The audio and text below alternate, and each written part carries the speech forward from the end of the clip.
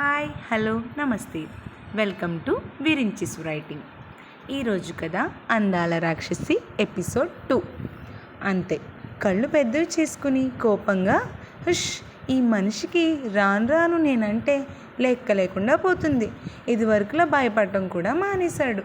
అసలు వీడితో మాట్లాడకూడదు అని శపథం పూనుకుని మనసులో రాసి తను కూర్చున్న బెంచ్ మీద నుండి లేచి స్టేషన్లో ఉన్న టీ స్టాల్ దగ్గరికి వెళ్ళి నిలబడి, అన్నా ఒక టీ అని అడిగింది.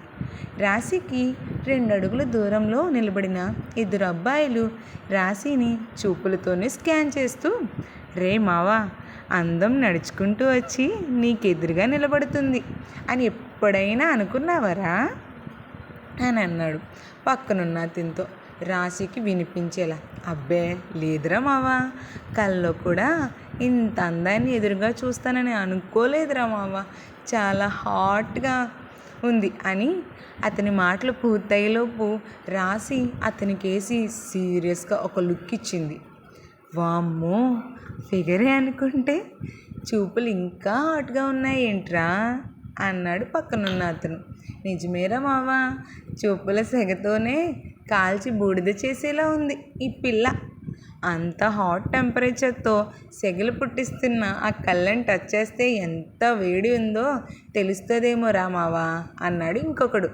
నువ్వు చెప్తుంటే నిజం అనిపిస్తుంది, ఒకసారి ట్రై చేసి చూస్తా ఉండు మావా అని పక్కనున్న వాడితో అని రాశి వైపుగా అతని చేతులను తీసుకువెళ్తుండగా అప్పుడే టీ స్టాల్ వాడి దగ్గర నుండి టీ తీసుకుంటూ కావాలని చేయి జారిపోతున్నట్టుగా వేడి వేడి టీ గ్లాస్ని ఆ కమెంట్ చేసిన వాడి మీద వంపేసి, టెంపరేచర్ ఎంత హాట్గా ఉందో తెలిసింది కదా, ఆడపిల్ల ఒక్కతే ఉంది అని ఏడిపించవచ్చు అని అనుకుంటున్నారు, చెమడాలు ఒలిచేస్తా అని వాళ్ళకి వేలు చూపిస్తూ వార్నింగ్ ఇచ్చింది రాశి.